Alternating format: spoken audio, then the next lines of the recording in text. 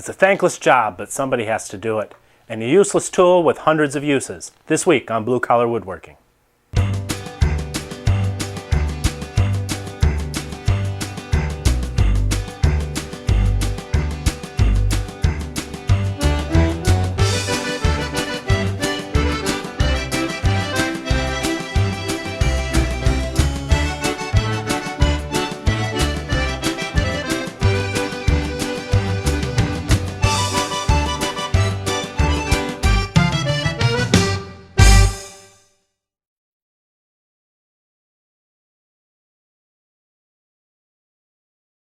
You know, sometimes it's hard running a workshop on the cutting edge of woodworking greatness. I mean, Norm Abram never had to deal with the gaggle of morons that surround me every day. He was just one guy with a beard in a workshop full of great tools. I'm a slightly better looking guy in a smaller workshop with a lot less expensive bunch of tools, and I have to argue with a bunch of half-wits every day just to get anything done. No, I'm not talking about you guys. Come on. You know who I'm talking about. Not Randy. Randy, he's good for a lot of things. Joy, she knows how to sew, so that saves us a fortune on our stitches budget around here. And Chip can do just about anything from his wheelchair, except when I let the air out of the tires, which I do a couple times a week, because let's face it, it's hilarious. These guys aren't the problem. Not my guys here at the Stumpy Nubs workshop. I'm talking about the idiots that live in the neighborhood here. You've got old man Rabishaw next door. He's always stalking around outside with his rifle looking for the Kaiser. You've got the Bunyan brothers over there at the mill. They're still feuding with Randy over the 2x4 incident. I mean, come on. Your mother was 80 years old. She was bound to bust her hip anyway. Mac at the blacksmith shop, he takes forever to make our nails. And Hamilton Hardware down the street, they never have enough drywall screws. How am I supposed to build furniture with these kind of resources? The only one I really get along with is Levi over at the saloon. This guy is a genius. He gives me all of my advice. He's the one that got me to invest my retirement savings in 8-track tapes. And let me tell you, financial security is sweet. But yesterday, Levi and I got in an argument. He came over here and he called my bandsaw jigsaw. What kind of idiot is that? Everybody knows a jigsaw is one of those things that you use with your hand to cut curves and holes in plywood when you want to just mangle everything all up. But it turned into this big debate. Everybody around the neighborhood wants to weigh in on what they think a jigsaw is. How can I get any work done when everybody's wrong and I'm right? And this couldn't have come at a worse time. I'm trying to finish up the carving duplicator. You remember the carving duplicator, right? That was just an episode ago. Now, a lot of people have called me some pretty, let's just say, uncomplimentary names for showing the carving duplicator last week but not having plans ready for it. Yeah, I'm talking to you, Bob from Philly 271. I don't even think you know my mother. Anyway, there's a reason why we haven't released the plans. We're just not done. You see, a lot goes into designing one of these machines, and it's not going to be perfect until it's perfect. Sometimes that means tweaking the design. Sometimes that means tearing it all apart, throwing it in the scrap heap, and starting all over. Actually, I've done that a couple times with the carving duplicator. But we're getting close, and here's some of the things that we've had to change. What sets our copy carver apart is the 5-axis adjustability, giving it front, back, left, right, and 2 tilting directions. To accomplish this, we need good smooth movement, forward and back, and left and right. The carriage design we used was adapted from the common sliding compound miter saw idea, but it just didn't give us enough precision. The rods would tend to allow too much twisting up and down. Can't be emphasized enough how critical it is to keep the carriage from twisting during use. And so that's what we've been really concentrating on to get just right. It's not going to be good until it's perfect. And then when it is, you'll be the first to know. And I think you'll find it's worth the wait.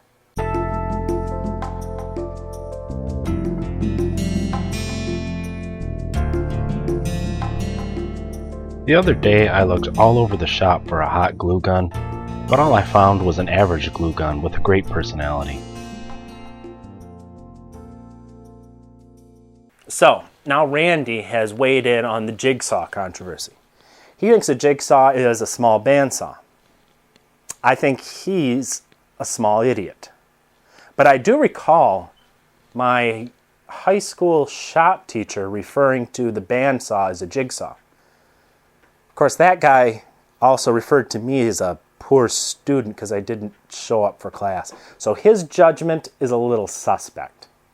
Meanwhile, here's something useful.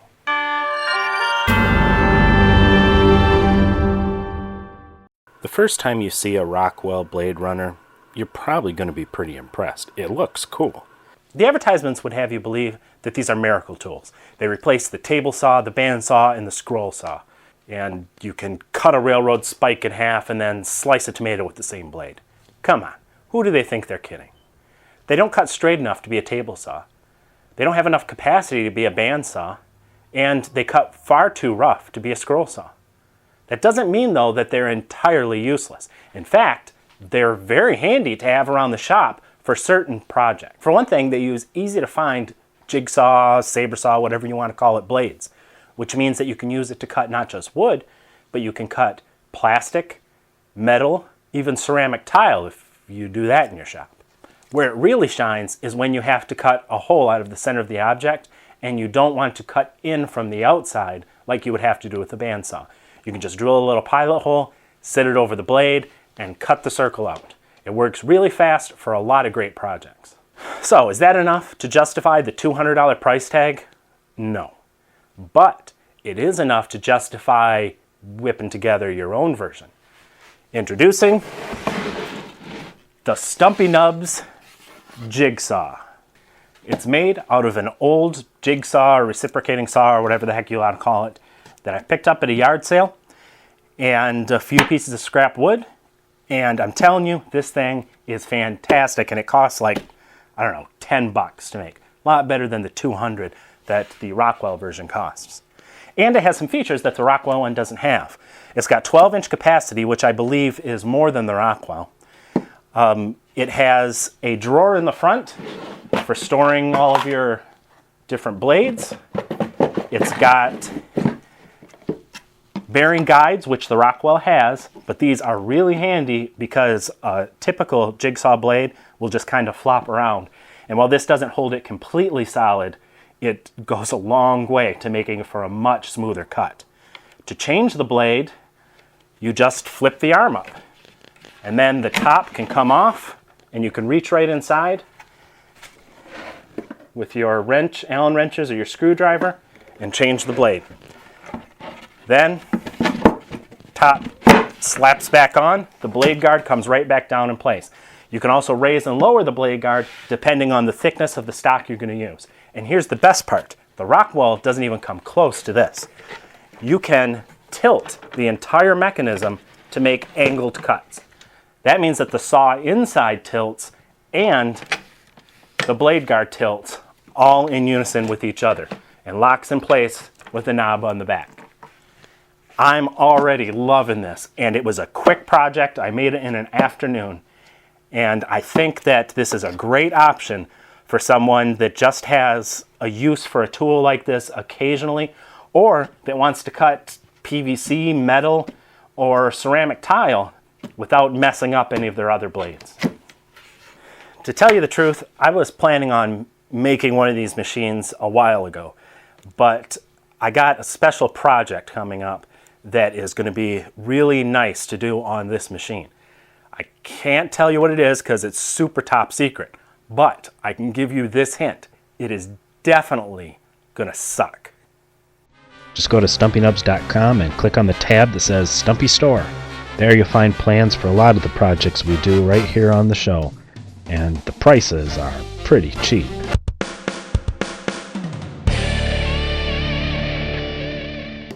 All this hullabaloo over what to call a jigsaw got me thinking of a great tool gloat for this week. This is what I've always called a jigsaw, except when I've called it a saber saw, which I do occasionally. Some people call it a reciprocating saw because it reciprocates. Anyway, I saw this at a yard sale for like $3, and I had to have it. Not because I needed another one of these things. I got like 5. But because this thing just looks great. Man, I wish they made tools like this still. The nice kind of Art Deco look, the chrome, there's no plastic, it's heavy, it's tough, they lasted forever. Even if I didn't need this thing, I would have bought it just to put it up on a shelf in the workshop to show off. They just look that great. If you've got a tool that you found a good deal on or that you especially like and you want to give us your tool gloat, send us a picture and a description to stumpynubs@runbox.com.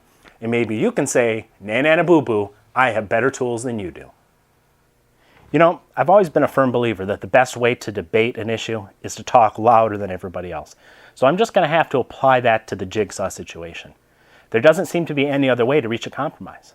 Old Man Rabishaw says that a jigsaw is a bandsaw.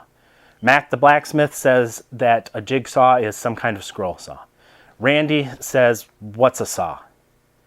The time has come to make a decision. And as the boss of the Stumpy Nubs workshop, which, let's face it, is the best establishment in this neighborhood, I reserve that right for myself. So here's the rules from now on. We're going to call a bandsaw a bandsaw. We're going to call a scroll saw a scroll saw. We're going to call a saber saw a saber saw. We're going to call a reciprocating saw a sawzall. And the machine we just made, that's the only thing that's going to be called a jigsaw around the Stumpy Nubs workshop. And just to prove the point, I said it louder than anybody around here can. So I consider the matter closed. So I suggest we sit back and have a cold one, because I think we've earned it, my friend.